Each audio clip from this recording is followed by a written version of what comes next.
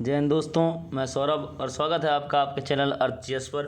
हम लोगों की करंट की सीरीज़ का अगला दिन सितंबर 20 की बात हो रही है। डे आपके कंटिन्यू 112। जो लोग अभी तक हमारे चैनल से ऐड नहीं हुए हैं वो डायरेक्ट यूट्यूब पर सर्च कर सकते हैं अर्थ जीएस बाई सौरभ कुशवाहा। वहाँ आप चैनल को सब्सक्राइब कर लीजिए ताकि आपको डेली के वीडियोज़ मिलने लगें। आपको करंट का PDF या किसी और सब्जेक्ट का PDF चाहिए तो ये हमारे टेलीग्राम का लिंक दिया गया है, यहाँ पर आप ऐड हो सकते हैं जिससे आपको डेली के PDF भी मिल जाएंगे। बढ़ते हैं पहले क्वेश्चन पर। केंद्रीय प्रत्यक्ष कर बोर्ड ने पैन कार्ड और आधार कार्ड को लिंक कराने की समय सीमा को बढ़ाकर कब तक के लिए कर दिया गया है। अभी रिसेंटली आपकी डेट इंक्रीज़ कर दी गई, आगे उसको ट्रांसफ़र कर दिया गया। और किन किन चीज़ों की, पैन कार्ड और आधार कार्ड को लिंक करने के लिए। याद रखिएगा सबसे बेस्ट क्वेश्चन है इसमें, किसके द्वारा किया गया ये काम, तो केंद्रीय प्रत्यक्ष कर बोर्ड द्वारा। और जो डेट कर दी गई है वो है आपकी 31 मार्च 2022, मतलब नेक्स्ट ईयर तक की बात हो रही है। डेट याद रखिएगा। और किसके द्वारा, केंद्रीय प्रत्यक्ष कर बोर्ड। नेक्स्ट है क्वेश्चन, हाल ही में पहला ऑल सिविलियन क्रू अंतरिक्ष के लिए रवाना हुआ, इस मिशन का नाम क्या है। रिसेंटली आपका अंतरिक्ष में एक मिशन भेजा गया और नाम उसका ऑल सिविलियन क्रू। याद रखिएगा ये आपकी जो कंपनी है जिसके द्वारा भेजा गया है, नाम उसका स्पेस एक्स। और किसकी कंपनी है, तो नाम उनका एलन मस्क। और ये जो आपका टूर है, जो आपका प्रोजेक्ट है, इसका नाम है इंस्पिरेशन 4। करेक्ट ऑप्शन आपका 4th नंबर।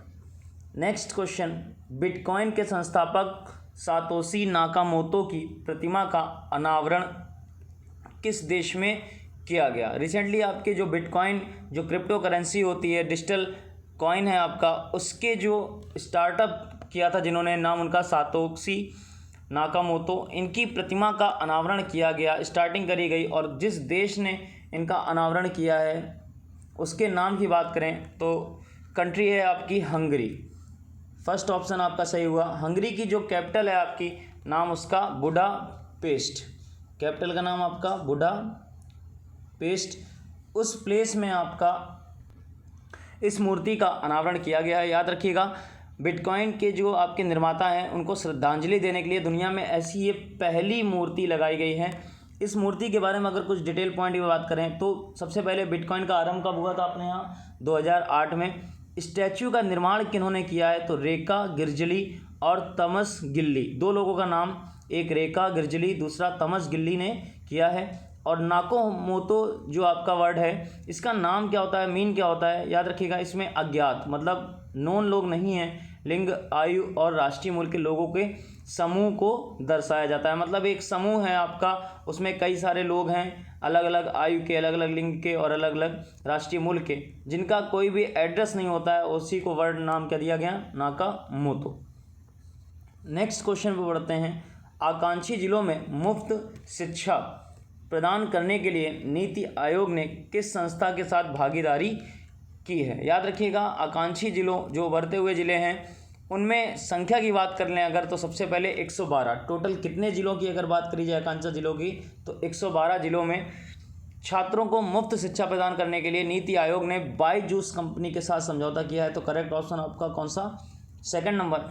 अगर बात करें कि कौन कौन से कार्यक्रम होंगे, तो इसमें 2 प्रकार के कार्यक्रम होंगे, याद रखिएगा। पहला बायजूस कैरियर प्लस कार्यक्रम और दूसरा होगा स्वैच्छिक कार्यक्रम।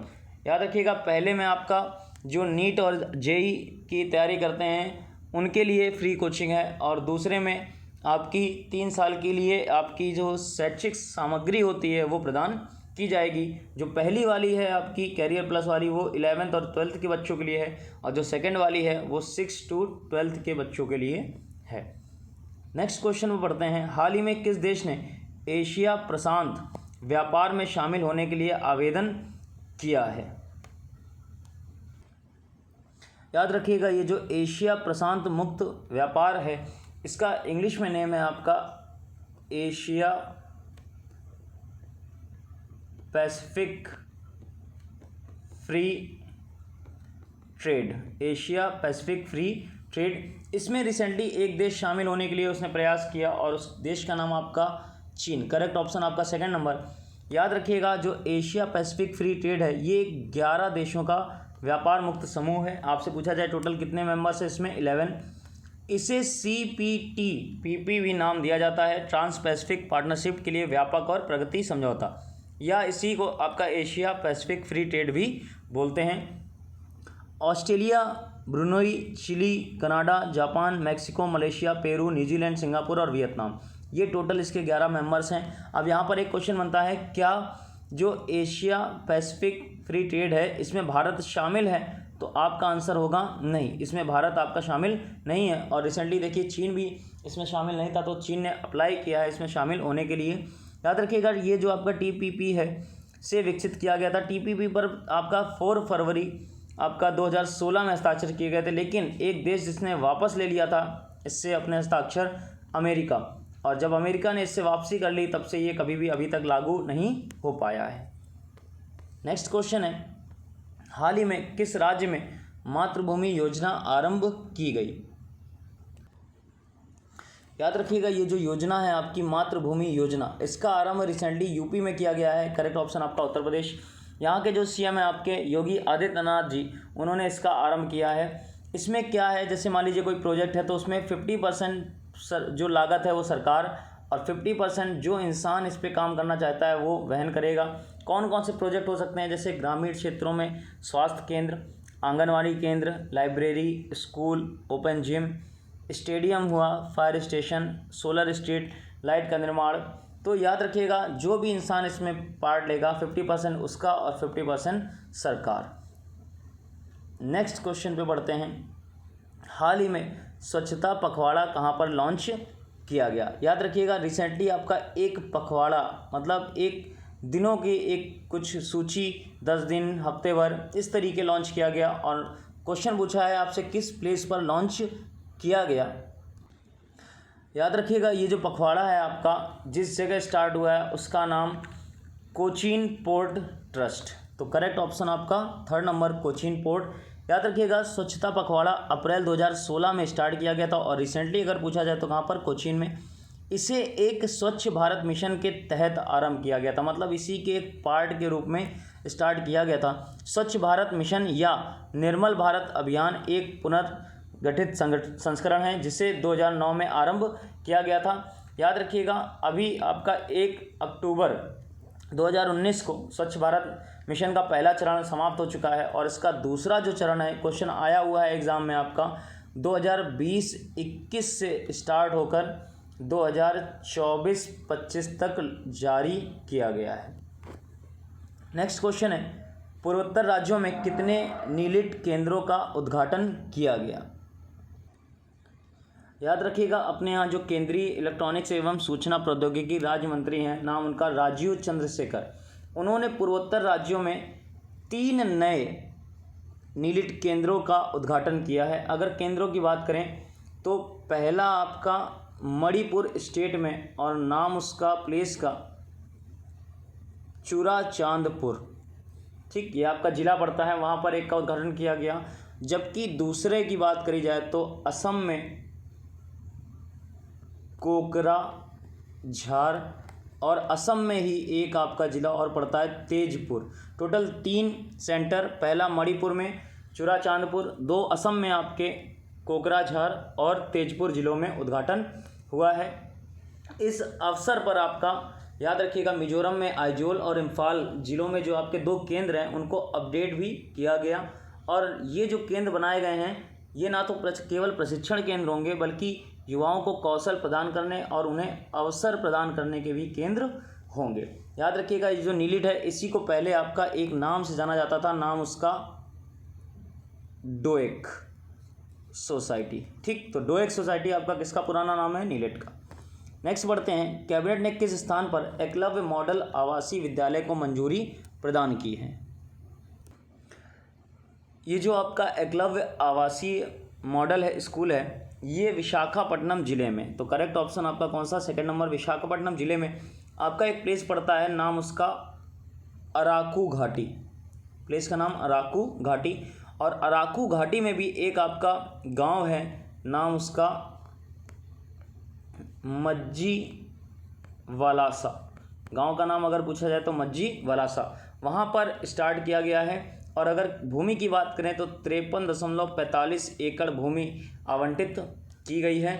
ये जो आपका एकलव्य मॉडल स्कूल है ये एक सरकारी योजना है और जनजातीय मामलों के मंत्रालय द्वारा स्टार्ट की गई थी। स्टार्टिंग कब से हुई थी आपकी 1997-98 से स्टार्टिंग पेश किया गया था डाटा जो भी है। और अगर बात करें जो ये EMRS हैं, एक जो एकलव्य मॉडल आवासीय विद्यालय हैं, इनको एक संविधान के अनुच्छेद के तहत अनुमति मिलती है, तो उसको भी याद रखिएगा 275 का 1, 275 का 1।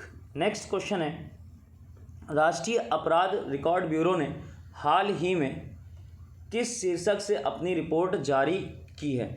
रिसेंटली आपका एक डाटा आया, एक रिपोर्ट आई, किसके द्वारा आई, राष्ट्रीय अपराध रिकॉर्ड ब्यूरो NCRB द्वारा, और ये जो शीर्षक है इसका crime in India, correct option आपका क्राइम इन इंडिया। और वो जो आपका लॉकडाउन लगा था 2020 वाला, उसमें महिलाओं और बच्चों के खिलाफ जो पारंपरिक अपराध थे ठीक वो कम हुए, लेकिन नागरिक संघर्ष अधिक देखे गए। याद रखिएगा 2019 की तुलना में 2020 में 96% की वृद्धि हुई, किसमें, सांप्रदायिक दंगों में, जातीय दंगों में 50% की वृद्धि हुई, कृषि दंगों में 38% की वृद्धि हुई, आंदोलन और मोर्चों में 33% की वृद्धि हुई। और रही दूसरे मामलों की बात की, महिलाओं, बच्चों, वरिष्ठ नागरिकों के खिलाफ जो अपराध होते हैं, चोरी डकैती है, इनमें 2 लाख की कमी हुई। हत्या के मामलों में 1% की वृद्धि दर्ज की गई और हिंसक मामलों में आपका 0.5% की कमी आई। राज्य के खिलाफ अपराध से मामलों में 27% की कमी आई। और याद रखिएगा कि 2019 में 438 की तुलना में पूरे भारत में सांप्रदायिक दंगों की संख्या 857 आए, जिसमें से आपके मैक्सिमम जो है वो फरवरी 2020 के दिल्ली, और दिल्ली में भी पूर्वोत्तर दिल्ली के हैं, और इसमें टोटल 520 दंगे रिकॉर्ड किए गए। 117 मामलों के साथ बिहार दूसरे स्थान पर है। हरियाणा और झारखंड में 51 मामले, महाराष्ट्र 26, गुजरात 23।